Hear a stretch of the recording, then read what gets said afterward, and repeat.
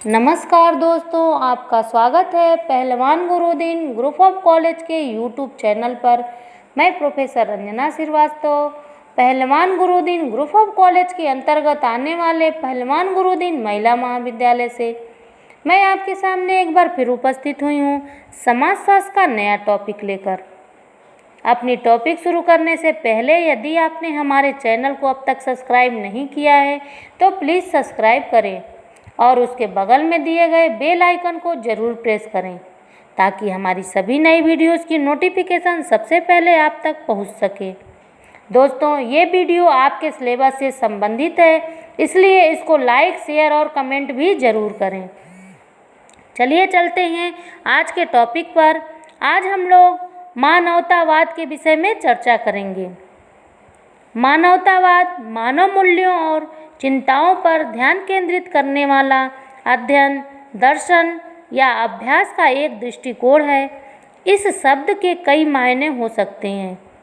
उदाहरण के लिए एक ऐतिहासिक आंदोलन, विशेष रूप से इतालवी पुनर्जागरण के साथ जुड़ा हुआ। शिक्षा के लिए एक ऐसा दृष्टिकोण जिसमें छात्रों को जानकारी देने के लिए साहित्यिक अर्थों का उपयोग होता है या मानविकी पर ध्यान केंद्रित किया जा सकता है। दर्शन और सामाजिक जीवन के क्षेत्र में कई तरह के दृष्टिकोण जो मानव स्वभाव के कुछ भावों की पुष्टि करता है। मानवतावाद विरोध के विपरीत एक धर्मनिरपेक्ष विचारधारा जो नैतिकता और निर्णय लेने की क्षमता के एक आधार के रूप में विशेष रूप से अलौकिक और धार्मिक हठधर्मिता को अस्वीकार करते हुए हित, नैतिकता और न्याय का पक्ष लेता है। मानववाद की व्याख्या में धर्मनिरपेक्ष मानववाद को एक विशिष्ट मानववादी जीवन के उद्देश्य के रूप में जिम्मेदार ठहराया जा सकता है। इसलिए इस शब्द के आधुनिक अर्थों को अलौकिक या किसी उच्च स्तरीय सत्ता के प्रति आग्रहों की अस्वीकृति के साथ जोड़ा जाता है। यह व्याख्या पारंपरिक धार्मिक क्षेत्रों में इस शब्द के अन्य प्रमुख उपयोगों के साथ प्रत्यक्षतः विपरीत हो सकती है। इस पहलू का मानववाद ज्ञानोदय के प्रकृतिवाद और अस्तिकता विरोध के एक विस्तारित क्षेत्र से उत्पन्न हुआ है जो 19वीं सदी के विभिन्न धर्मनिरपेक्ष आंदोलनों और वैज्ञानिक परियोजनाओं का व्यापक विस्तार है। मानववादी का इतिहास। मानवतावाद शब्द के अनेक अर्थ हैं। 1806 के आसपास जर्मन स्कूलों द्वारा पेश किए गए पारंपरिक पाठ्यक्रमों की व्याख्या के लिए ह्यूमानिज्म का इस्तेमाल किया गया था और 1836 में ह्यूमनिज्म को इस अर्थ में अंग्रेजी को प्रदान किया गया था। 1856 में महान जर्मन इतिहासकार और भाषाविद जॉर्ज बोइट ने ह्यूमनिज्म का इस्तेमाल पुनर्जागरण संबंधी मानवतावाद की व्याख्या के लिए किया था। यह आंदोलन पारंपरिक शिक्षा को पुनर्जीवित करने के लिए इतालवी पुनर्जागरण के दौरान खूब फूला था, जिसमें इसके इस्तेमाल को कई देशों, विशेषकर इटली में इतिहासकारों के बीच व्यापक स्वीकृति भी मिली थी। ह्यूमनिस्ट शब्द का ऐतिहासिक और साहित्यिक प्रयोग 15वीं सदी के इतालवी शब्द ह्यूमनिस्ता से निकला है, जिसका अर्थ पारंपरिक ग्रीक और इतालवी साहित्य का एक शिक्षक या विद्वान और इसके पीछे का नैतिक दर्शन है।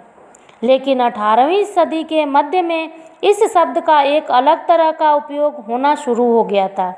1765 में एक फ्रेंच एनलाइटमेंट पत्रिका में छपे एक गुमनाम आलेख में कहा गया था, मानवतावाद के प्रति एक सामान्य प्रेम, एक सदाचार जो अभी तक हमारे बीच बेनाम है और एक ऐसी सुंदर और आवश्यक चीज़ के लिए एक शब्द तैयार करने का समय आ गया है जिसे हम ह्यूमनिज्म कहना पसंद करेंगे। 18वीं सदी के उत्तरार्ध और 19वीं सदी की शुरुआत में मानव भलाई और ज्ञान के प्रसार के लिए समर्पित अनेकों जमीनी, परोपकारी और उदार समाजों का निर्माण होता देखा गया था। फ्रांस की क्रांति के बाद यह विचार किया गया कि मानव सदाचार का निर्माण परंपरागत धार्मिक संस्थानों से अलग स्वतंत्र रूप से केवल मानवीय हितों के जरिए किया जा सकता है। ज्ञानोदय के सिद्धांत की क्रांति के विरोध के लिए जिम्मेदार रूसो जैसे इंसान को देवता के समान या मूर्ति के रूप में माने जाने पर एडमंड वर्क और जोसेफ डी मेस्ट्रे जैसे प्रभावशाली धार्मिक और राजनीतिक परंपरावादियों द्वारा हिंसक हमले किए गए। मानवतावाद के लिए एक नकारात्मक अर्थ के अधिग्रहण शुरू किया। ऑक्सफोर्ड इंग्लिश डिक्शनरी में ह्यूमनिज्म शब्द का इस्तेमाल 1812 में एक अंग्रेज पादरी द्वारा उन लोगों के बारे में बताने के लिए दर्ज है जो ईसा मसीह सिर्फ मानवता में विश्वास रखते थे, यानी एकेश्वरवादी और प्रकृतिवादी। इस ध्रुवीकृत माहौल में जहां सुव्यवस्थित चर्च संबंधी निकायों ने बैगनों को घेरने की कोशिश की और राजनीतिक एवं सामाजिक सुधारों का विरोध करने के लिए बाध्य किया, जैसे कि फ्रेंचाइजी, सार्वभौमिक शिक्षा और इसी तरह की चीज़ों का विस्तार करना, इस तरह उदार सुधारकों और प्रजातंत्रवादियों ने मानवतावाद के विचार को मानवता के एक वैकल्पिक धर्म के रूप में अपना लिया। अराजकतावादी प्रणों ने ह्यूमनिज्म शब्द का इस्तेमाल एक कल्ट डाइफिकेशन डी ला ह्यूमैनिटी की व्याख्या के लिए किया और ला अवेनियर डी ला साइंस पेंसिस डी 1848 में अर्नेस्ट रेनान कहते हैं, इसमें मेरी गहरी आस्था है कि विशुद्ध मानवतावाद भविष्य का धर्म होगा जो मनुष्य के जीवन भर में पवित्रीकृत और नैतिक मूल्य के स्तर तक उन्नत की गई हर चीज़ का एक संप्रदाय है।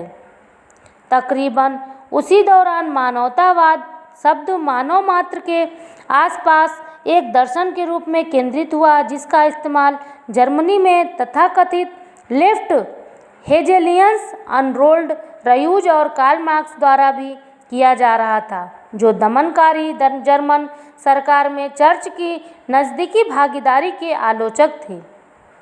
इन शब्दों के कई उपयोगों के बीच लगातार एक भ्रम की स्थिति बनी हुई है।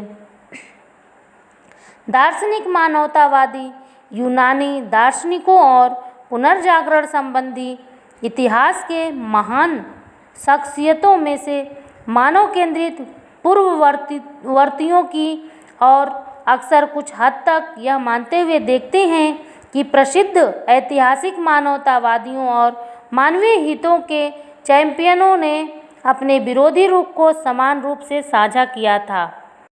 एक धर्मनिरपेक्ष विचारधारा जो नैतिकता और निर्णय लेने की क्षमता के आधार के रूप में विशेष रूप से अलौकिक और धार्मिक हठ धर्मिता को अस्वीकार करते हुए हित नैतिकता और न्याय का पक्ष लेता है। बाद की व्याख्या में धर्मनिरपेक्ष मानवतावाद को एक विशिष्ट मानववादी जीवन के उद्देश्य के रूप में जिम्मेदार ठहरा सकता है।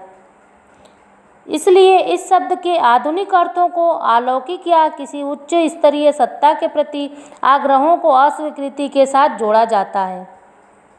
मानवतावाद ज्ञानोदय के प्रकृतिवाद और आस्तिकता विरोध के एक विस्तारित क्षेत्र से उत्पन्न हुआ है, जो 19वीं सदी के विभिन्न धर्मनिरपेक्ष आंदोलनों और वैज्ञानिक परियोजनाओं का व्यापक विस्तार है।